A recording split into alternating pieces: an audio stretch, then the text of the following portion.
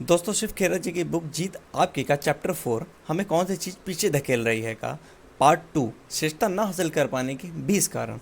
4 कारण हम पहले वीडियो में डिस्कस कर चुके हैं। 5वां, 6वां, 7वां, 8वां, 9वां एवं 10वां कारण हम इस वीडियो में डिस्कस करेंगे। तो चलिए शुरू करते हैं। कारण 5, शॉर्टकट की तलाश। भोजन मुफ्त में नहीं मिलता। एक राजा ने अपने सलाहकारों को बुलाकर उनसे बीते इतिहास की सारी समझदारी भरी बातें लिखने को कहा, ताकि वह उन्हें आने वाली पीढ़ियों तक पहुंचा सके। उन्होंने काफ़ी मेहनत करी, समझदारी भरी बातें कई किताबों में लिखी और उन्हें राजा के सामने पेश किया। राजा को वे किताबें काफ़ी भारी भरकम लगीं। उन्होंने सलाहकारों से कहा, यह किताबें लोग नहीं पढ़ पाएंगे, इसलिए इन्हें छोटा करो। राजा को वह काफ़ी सलाहकारों ने फिर काम किया और केवल एक किताब लेकर आए। राजा को वह भी काफ़ी मुश्किल लगी। सलाहकारों ने उसे और छोटा किया। इस बार वे केवल एक अध्याय लेकर आए। राजा को वह भी काफ़ी लंबा लगा। तब सलाहकारों ने उसे और छोटा करके एक पन्ने में पेश किया, लेकिन राजा को एक पन्ना भी लंबा लगा। आखिरकार वे राजा के पास केवल एक वाक्य लेकर आए और राजा उससे संतुष्ट हो गया। राजा ने कहा कि अगर उसे आने वाली पीढ़ियों तक समझदारी का केवल एक वाक्य पहुंचाना हो तो वह वाक्य क्या होगा? भोजन मुफ्त में नहीं मिलता। भोजन मुफ्त में नहीं मिलता का मतलब दरअसल यह है कि हम कुछ दिए बिना कुछ पा भी नहीं सकते। दूसरे लफ्ज़ों में कहें तो हम जो लगाते हैं बदले में वही पाते हैं। अगर हमने किसी योजना में ज़्यादा लागत नहीं लगाई तो हमको ज़्यादा फ़ायदा भी नहीं होगा। बेशक हर समाज में ऐसे मुफ्तखोर भी हैं जो कुछ किए बिना ही पाने की उम्मीद रखते हैं। आसान रास्ता काफ़ी मुश्किल रास्ता हो सकता है। एक बार एक लाख चिड़िया जंगल में गाना गा रही थी। तभी एक किसान उसके पास से कीड़े लेकर गुजर रहा था।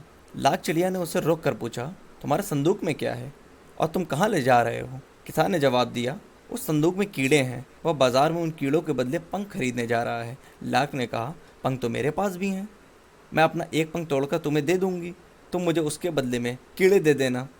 इससे मुझे कीड़े तलाशने नहीं पड़ेंगे। किसान ने लार्क को कीड़े दे दिए और लार्क ने बदले में उसे अपना एक पंख तोड़कर दे दिया। उसके बाद यह सिलसिला रोज़ चलने लगा और एक ऐसा दिन आया जब लार्क के पास देने के लिए कोई भी पंख नहीं बचा था। वह उड़कर कीड़े तलाशने लायक नहीं बची थी। वह बद्दी दिखने लगी थी और उसने गाना गाना छोड़ दिया। जल्द ही वह मर गई। यही बात हमारी ज़िंदगी के लिए भी सच है। कई बार हमें जो रास्ता आसान लगता है वही बाद में मुश्किल साबित होता है। इस कहानी का संदेश बहुत ही साफ है। लार्क को जो भोजन हासिल करने का आसान तरीका लगा था वही मुश्किल और नुकसानदेह तरीका साबित हुआ। हारने वाले नतीजे जल्द ही हासिल करना चाहते हैं।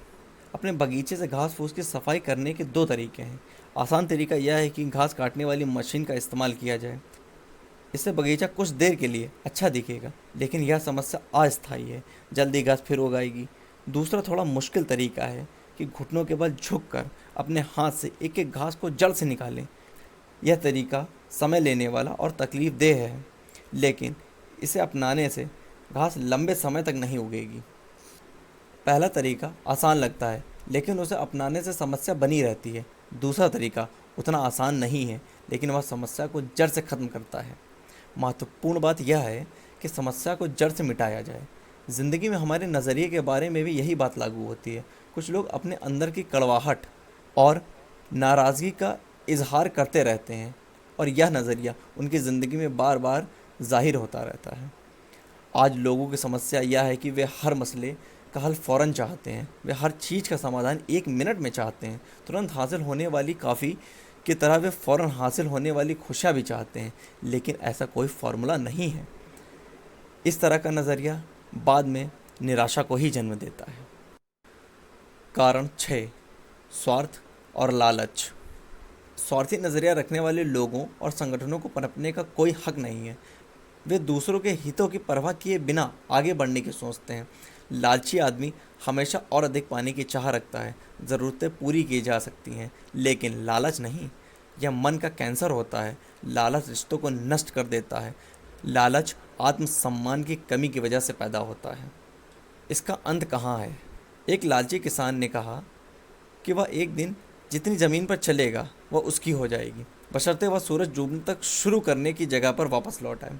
ज़्यादा से ज़्यादा ज़मीन पाने के लिए वह किसान दूसरे दिन सूरज निकलने से पहले ही निकल पड़ा। वह काफ़ी तेज़ी से चल रहा था क्योंकि वह ज़्यादा से ज़्यादा ज़मीन हासिल करना चाहता था। थकने के बावजूद वह सारी दोपहर चलता रहा क्योंकि वह ज़िंदगी में दौलत कमाने के लिए हासिल हुए उस मौके को गंवाना नहीं चाहता। दिन ढलते वक्त उसे वह शर्त याद आई कि उसे सूरज डूबने तक शुरुआत की जगह पर वापस पहुंचना था।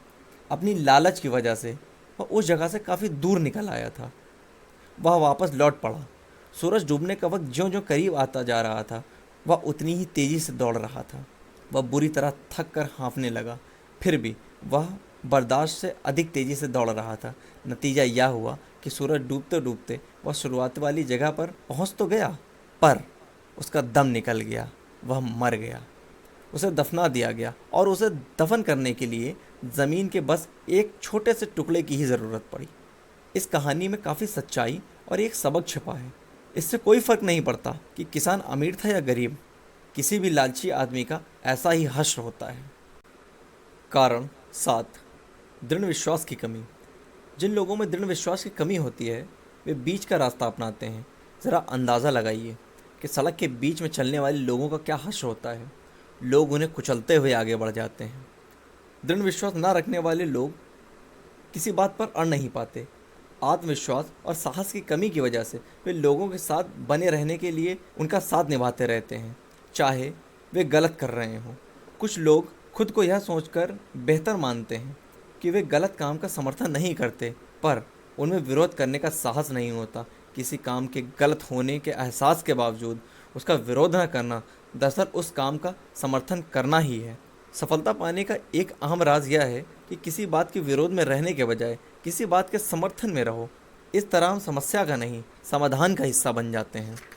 यह याद रखिए, किसी बात पर टिके रहने के लिए दृढ़ विश्वास की ज़रूरत होती है। दृढ़ विश्वास आस्था से उपजता है। कर्म के बिना आस्था एक भटकाव बन जाती है। आस्था चमत्कारों का इंतज़ार नहीं करती, बल्कि चमत्कारों को जन्म देती है। अगर आप सोचते हैं कि आप कर सकते हैं या आप यह सोचते हैं कि आप नहीं कर सकते हैं, तो आप दोनों ही सूरतों में ठीक हैं। Henry Ford. हमारी ज़िंदगी में बुरे लम्हे आते हैं, हम सभी गिरकर चोट खाते हैं। ऐसे पल हम सभी की ज़िंदगी में आते हैं जब हमें खुद पर अविश्वास हो जाता है और हम खुद पर रहम खाने लगते हैं। असली बात यह है कि ऐसी भावनाओं से उभर कर अपनी आस्था को फिर कैसे कायम किया जाए। दुनिया में 3 तरह के लोग होते हैं। पहला, कुछ लोग काम को अंजाम देते हैं। दूसरा, कुछ लोग काम को अंजाम तक पहुंचते हुए देखते रहते हैं। तीसरा, कुछ लोग अचरज करते रहते हैं कि वह काम अंजाम तक कैसे पहुंचा। आप किस वर्ग में आते हैं? कारण 8, कुदरत के नियमों को ना समझना। फ्रैंकलिन के संकेत समझने से पहले भी बिजली कई बार चमकी थी। न्यूटन के संकेत समझने से पहले भी सेब उनके सिर पर कई बार गिरा था। कुदरत हमें हमेशा इशारे करती रहती है या हमें बार बार इशारा करती है और हम एकाएक उसका इशारा समझ जाते हैं। Robert Frost. सफलता उसूलों का नाम है और ये उसूल कुदरत के हैं। बदलाव कुदरत का उसूल है। हम या तो आगे बढ़ रहे हैं या पीछे हट रहे हैं। हम या तो काम बना रहे हैं या काम बिगाड़ रहे हैं। स्थायी की कोई गुंजाइश नहीं होती। अगर हम किसी बीज को पेड़ बनने के लिए नहीं बोएंगे तो वह सड़ जाएगा। आप चाहें या ना चाहें, बदलाव तो होना ही है और होकर रहेगा। हर तरक्की बदलाव का नतीजा होती है, पर ज़रूरी नहीं कि हर बदलाव की वजह से तरक्की हो। हमें बदलावों का जायज़ा लेना चाहिए और उन्हें तभी काबू करना चाहिए जब वे वाजिब लगें। किसी चीज़ को जांचे बिना कबूल कर लेना आदमी के ढीले स्वभाव को दर्शाता है। ऐसा करना आत्मविश्वास और आत्मसम्मान की कमी की निशानी है। परंपरा के बारे में काफ़ी कुछ कहा जा सकता है। केवल तरक्की के लिए तरक्की करना एक कैंसरग्रस्त सोच है। यह चारों ओर फैल रही है, नकारात्मकता फैला रही है। यह तरक्की नहीं, बर्बादी है। सही मायने में तरक्की के लिए उसका सकारात्मक होना ज़रूरी है। सफलता किस्मत से नहीं, कुछ नियमों का पालन करने से मिलती है। वजह और नतीजे का सिद्धांत। हर नतीजे की कोई वजह होती है। वजह और नतीजे का सिद्धांत बोने और काटने के सिद्धांत जैसा ही है। बोने और काटने का सिद्धांत यह है, हमें कुछ बोने की इच्छा होनी चाहिए। इच्छा शुरुआती बिंदु है। हम जैसा बोएंगे वैसा ही काटेंगे। अगर हम आलू बोएंगे तो आलू की ही फसल काटेंगे, टमाटर की नहीं। काटने से पहले हमको बोना पड़ेगा, पाने से पहले दीजिए, ईंधन डालने से पहले हम भट्टी से गर्मी देने की उम्मीद नहीं कर सकते। कुछ लोग हमेशा देने से पहले पाने की उम्मीद लगाए बैठे रहते हैं। हम जब कोई बीज बोते हैं तो उससे कई गुना अधिक फसल काटते हैं। अगर हम सकारात्मक बीज बोएंगे तो हमारी सकारात्मकता की फसल कई गुना बढ़कर मिलेगी, और अगर हम नकारात्मक बीज बोएंगे तो हमें नकारात्मकता की फसल कई गुना बढ़कर मिलेगी। किसान जब बीज बोता है तो उसे पता होता है कि हम फसल कल नहीं काट सकते। फसल तैयार होने में हमेशा कुछ वक्त लगता है। हम कम बोएंगे तो कम काटेंगे, हम ज़्यादा बोएंगे तो ज़्यादा काटेंगे। यह भौतिक विज्ञान के नियम जैसा है। हर क्रिया की बराबर शक्ति की प्रतिक्रिया होती है। लोग अक्सर नतीजे बदलने की कोशिश करते हैं जबकि वजह बरकरार रहती है। हम अपने दिमाग को सकारात्मक विचारों की खुराक लगातार देते रहें, वरना नकारात्मकता खाली पड़ी जगह पर अपने आप काबिज हो जाएगी। जो बात जेम्स एलन ने अपनी किताब एज अ मैन थिंकेड में कही है, वही बात कई पुरानी कहानियों में भी कही जा चुकी है। इंसान का दिमाग बगीचे की तरह होता है। हमें अच्छे बीज बोएंगे तो बगीचा भी अच्छा होगा। अगर हम कुछ नहीं बोएंगे तो भी कुछ ना कुछ उगेगा ही, और वह जंगली घास फूस होगी। यह कुदरत का नियम है। हमारी ज़िंदगी का सच भी यही है। मैं तो एक कदम और आगे बढ़कर कहना चाहूँगा कि जंगली घास फूस अच्छी बीज बोने के बावजूद उगेंगे। इसलिए निराई का काम हमेशा जारी रखें। हम किसी गिलास में पानी डालकर तापमान 0 डिग्री से भी नीचे ला दें तो पानी जमकर बर्फ़ बन जाएगा। इसमें कोई अचरज की बात नहीं है। यह कुदरत का नियम है। हकीकत यह है कि ऐसा होना ज़रूरी है। हमारे विचार ही नतीजों को जन्म देने वाली वजह हैं। हमारे विचार ही नतीजों को जन्म देने वाली वजहें हैं। आप जैसे विचार का बीज बोते हैं वैसा ही कर्म फल मिलता है। कर्म का बीज बोने पर आदत वैसी ही फलती है। आदत का बीज बोने पर चरित्र वैसा ही फलता है। चरित्र का बीज बोने पर किस्मत वैसी ही फलती है। इस सब की शुरुआत एक विचार से होती है। आकर्षण का नियम। हम उन चीज़ों की ओर आकर्षित नहीं होते हैं जिन्हें चाहते हैं, बल्कि उन चीज़ों की ओर आकर्षित होते हैं जो हमारे जैसी ही होती हैं। यह पुरानी कहावत बिल्कुल सच है कि चोर चोर मौसेरे भाई होते हैं। नकारात्मक सोच वाले लोग खतरनाक होते हैं। वे नकारात्मक सोच वाले दूसरे लोगों को अपनी ओर आकर्षित करते हैं, नकारात्मक ढंग से प्रतिक्रिया जाहिर करते हैं, बुरे से बुरे नतीजों की उम्मीद करते हैं और कभी मायूस नहीं होते। क्या आपने गौर किया है कि सामाजिक समारोह में सफल लोग दूसरे सफल लोगों को अपनी ओर आकर्षित कर लेते हैं, दूसरी ओर असफल लोग असफल लोगों को आकर्षित करते हैं और एक दूसरे से सिर जोड़कर शिकवे शिकायत करते हैं, कलपते हैं, बिलखते हैं, रोते हैं। स्वयं विचार करें। कारण 9, योजना बनाने और तैयारी करने की अनिच्छा। जीतने की इच्छा सभी में होती है, मगर जीतने के लिए तैयारी करने की इच्छा बहुत कम लोगों में होती है। विल्स लम्बार्डी। ज़्यादातर लोग अपनी ज़िंदगी के बारे में योजना बनाने के बजाय पार्टी और छुट्टियों के बारे में योजना बनाने में ज़्यादा वक्त बिताते हैं। तैयारी। आत्मविश्वास तैयारी से ही पैदा होता है। तैयारी का मतलब है योजनाबद्ध ढंग से अभ्यास करना। जीतने वाले खुद पर दबाव बनाए रखते हैं। यह तैयारी दबाव जीत की चिंता किए बिना की जाने वाली तैयारी का होता है। अगर हमारी तैयारी खराब है तो हमारा खेल भी खराब होगा, क्योंकि हम वैसा ही खेलते हैं जैसा हमारी तैयारी होती है। सफलता और असफलता के बीच उतना ही अंतर होता है जितना सही और लगभग सही के बीच होता है। जिस्म और दिमाग को पूरी तरह तैयार करने के लिए कुर्बानी और आत्म अनुशासन की ज़रूरत होती है। सामान्य बना रहना काफ़ी आसान है, लेकिन सबसे बेहतर बनना काफ़ी मुश्किल है। इसलिए कोई ताज्जुब की बात नहीं है कि सामान्य लोग आसान रास्ता अपनाते हैं। किसी भी क्षेत्र में सफलता दिलाने वाली बढ़त तैयारी ही है। तैयारी का फॉर्मूला: तैयारी = मकसद प्लस उसूल प्लस योजना प्लस अभ्यास प्लस दृढ़ता प्लस धैर्य प्लस गौरव। तैयारी से आत्मविश्वास उपजता है। तैयारी का मतलब यह होता है कि हम असफलता को सह तो लें पर उसे स्वीकार ना करें। इसका मतलब होता है खुद को निराश, मायूस और हारा हुआ महसूस किए बिना हार का सामना करने का हौसला रखना। तैयारी का मतलब होता है अपनी गलतियों से सीखना। गलती करना कोई बुरी बात नहीं, हम सभी गलती करते हैं, लेकिन गलती को दोहराने वाला आदमी मूर्ख होता है। गलती करके उसे ना सुधारने वाला आदमी और बड़ी गलती करता है। किसी गलती को संभालने का सबसे अच्छा तरीका यह है कि उसे जल्द से जल्द स्वीकार कर लिया जाए, उसमें उलझा ना जाए, उससे सबक लिया जाए, उसे दोहराया ना जाए, दूसरों को दोष ना दिया जाए और बहाने ना बनाए जाएं। तैयारी ना होने से ही दबाव महसूस होता है। तैयारी, अभ्यास और कड़ी मेहनत का कोई विकल्प नहीं होता। केवल मन की इच्छा और अभिलाषाओं से कोई नतीजे हासिल नहीं होते हैं। हमको मुकाबले की बढ़त तैयारी ही दिला सकती है। अगर हमने तैयारी नहीं की है तो खुद को लाचार महसूस करेंगे। जैसा पानी अपना रास्ता खुद तलाश लेता है, वैसे ही सफलता उन लोगों को तलाश लेती है जिन्होंने तैयारी की होती है। कमज़ोर कोशिशों से कमज़ोर नतीजे मिलते हैं।